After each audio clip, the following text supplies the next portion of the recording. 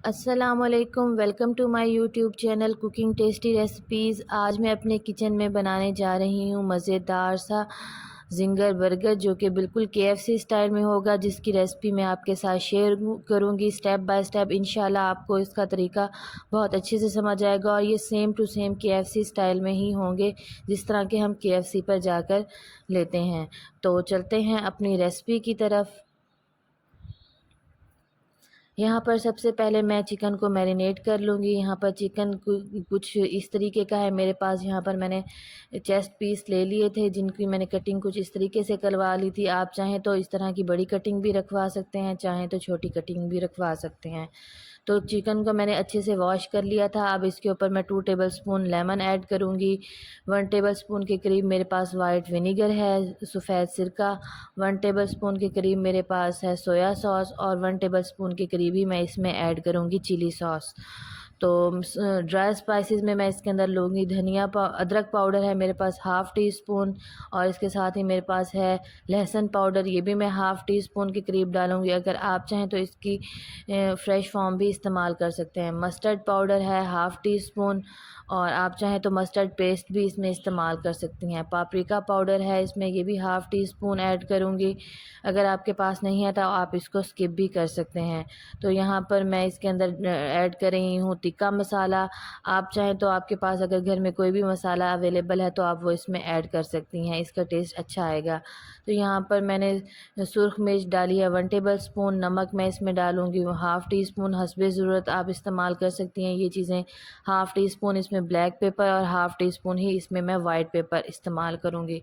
تو اب ان سب چیزوں کو میں اچھے سے چکن کے اوپر مکس کر لوں گی، اس کی میرینیشن کر لوں گی، اور اس کو میں اچھے سے مکس کر لینے کے بعد تقریباً 40 سے 45 منٹ اس کو ریسٹ دے دوں گی، تاکہ اس کی میرینیشن اچھے سے ہو جائے۔ آپ چاہیں تو اس کو رات کو میرینیٹ کریں اور مارننگ میں بنا لیں، یا پھر آپ اس کو مارننگ میں بنا کر رکھ دیں اور اس کو پھر شام کو بنائیں، تو اس کا ٹیسٹ بہت اچھا آئے گا۔ تو یہ دیکھیں یہاں پر میں اس کو کور کر کے رکھ دوں گی تاکہ اس کی اچھی سی میرینیشن ہو جائے۔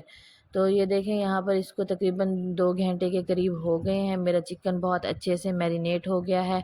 آپ اس کو جتنے اچھے ٹائم کے لیے میرینیٹ کر کے رکھیں گے، اس کا ٹیسٹ اتنا ہی اچھا آئے گا۔ تو یہ دیکھیں دوسری طرف میں نے 1/2 kg کے قریب میدا لے لیا ہے، اس کے اندر میں نے کچھ بھی نہیں ایڈ کیا، بس اس کو میں نے اچھے سے چھان لیا ہے۔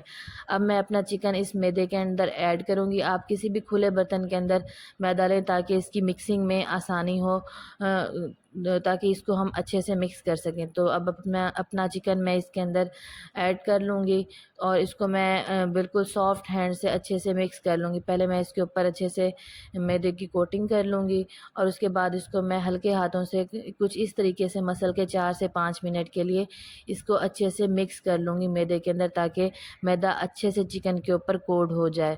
تو یہ دیکھیں اس کو بنانا نہایت ہی آسان ہے، جتنے ہم اچھے سے میدے کو اس کے اوپر لگائیں گے اتنے ہی اچھے ہمارے کرمز بنیں گے۔ تو یہ دیکھیں یہاں پر میں اس کو 3 سے 4 منٹ اچھے سے مسلوں گی۔ تو یہ دیکھیں ہلکے ہلکے سے میرے کرمز آنا سٹارٹ ہو گئے ہیں۔ اس کو مزید میں 2 سے 3 منٹ مکس کر لوں گی۔ اب یہاں پر میں نے لے لیا ہے ایک باؤل کے اندر روم ٹمپریچر کا پانی ہے، نہ یہ ٹھنڈا پانی ہے نہ یہ گرم پانی ہے، ٹیپ واٹر ہے، ٹوٹی کا پانی بالکل نارمل۔ تو اب اس کو میں چکن کو میدے کے مکسچر میں سے نکال کر میں اس کو پانی کے اندر ایڈ کروں گی 2 سے 3 سیکنڈ کے لیے۔ اس کے بعد پھر میں اس کو اس کے اندر سے نکال کر میدے کے اندر دوبارہ اس کی کوٹنگ کروں گی۔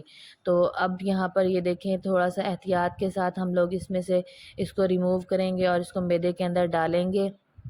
سیم وہی پروسیس ہم یہاں پر ریپیٹ کریں گے۔ اس کو پھر میں ہلکے ہاتھوں سے مسل لوں گی تاکہ اس کے اوپر میدا اچھے سے کوٹ ہو جائے۔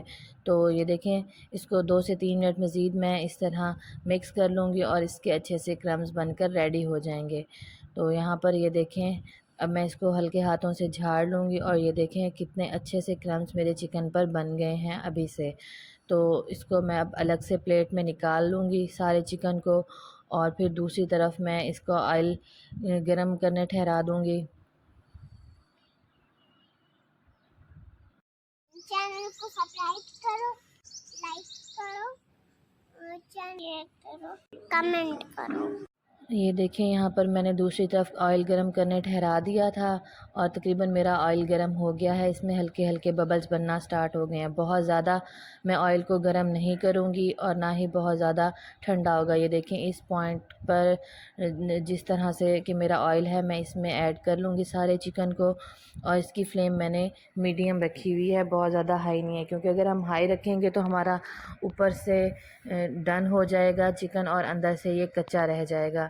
تو یہ دیکھیں یہاں پر میں اس کو 10 سے 15 منٹ کے لیے, جب تک کہ اس کا اچھے سے کلر چینج نہیں ہوتا, میں اس کو کوک کر لوں گی. اب میں اس کی سائڈ چینج کر رہی ہوں اور احتیاط کے ساتھ میں اس کو اچھے سے کوک کر لوں گی.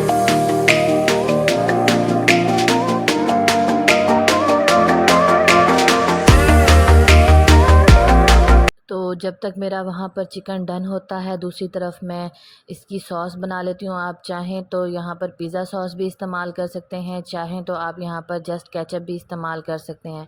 تو میں نے کیچپ کے اندر لے لیا ہے ½ ٹی اسپون کٹی ہوئی سرخ مرچ اور 1 ٹیبل اسپون میں نے اس میں اوریگانو ایڈ کیا. اور اب ان سب چیزوں کو میں اچھے سے مکس کر لوں گی. آپ چاہیں تو یہاں پر جسٹ چلی گارلک کا سوس بھی استعمال کر سکتی ہیں. دیکھیں یہاں پر میرا یہ ریڈی ہو گیا ہے اور دوسری طرف میرا چکن بھی آلموسٹ ڈن ہو چکا ہے. اور اب میں اس کو احتیاط کے ساتھ آئل میں سے ریموو کر لوں گی. یہ دیکھیں کتنے مزے کے اس پر کرمز بن کر ریڈی ہو گئے ہیں, اور میں اس کو دوسرے برتن میں شفٹ کر لوں گی.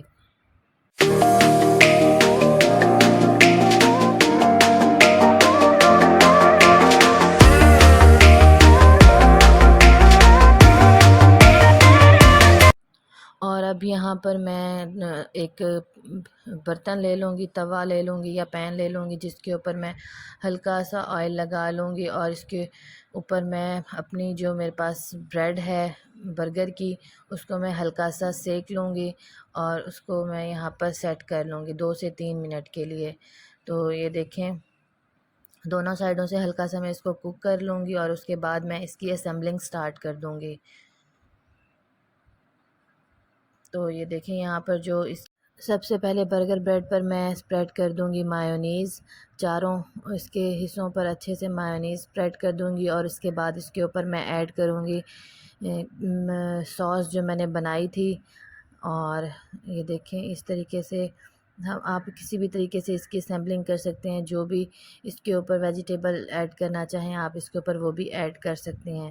تو یہ دیکھیں یہاں پر میں ایک سائڈ پہ تھوڑا سا زیادہ مکسچر لوں گی سوس کا اور ایک سائڈ پہ تھوڑا سا کم. اس کو مکس بالکل بھی نہیں کریں گے. تو یہ دیکھیں یہاں پر اب میں یہاں پر لے رہی ہوں سلاد پتا. تو اس کو بھی میں نے پہلے واش کر کے ایک سائڈ پہ رکھ دیا تھا. اس کو اس طریقے سے میں نیچے والے حصے کے اوپر سیٹ کر لوں گی برگر کے. تو جتنا آپ پسند کرنا چاہیں آپ اسی حساب سے اس میں لے سکتے ہیں. اب میں اس کے اوپر رکھ لوں گی چکن کو. تو یہ دیکھیں اسی طرح میں دوسرا بھی سیٹ کر لوں گی. اگر آپ کے یہاں پر بڑے چکن کے پیس ہیں تو آپ 1 رکھ سکتی ہیں, چھوٹے ہیں تو آپ 2 رکھ سکتی ہیں. تو اگر آپ کو میرا یہ طریقہ اچھا لگا ہو تو میری ویڈیو کو ضرور لائک کریں اور مجھے کمنٹس میں بتائیں کہ آپ کو میری ریسیپی کیسی لگی. تو اب جو اس کی دوسری لیئر ہے اس کے اوپر میں نے لے لی ہے بند گوبھی, جس کو میں نے کچھ اس طریقے سے کٹ کر لیا تھا. اور یہ دیکھیں یہاں پر میں نے اس کو سیٹ کر لیا ہے اور میرے مزیدار سے زنگر برگر ریڈی ہیں بالکل KFC اسٹائل میں. تو اس کے ساتھ ہی مجھے اجازت دیں. اللہ حافظ.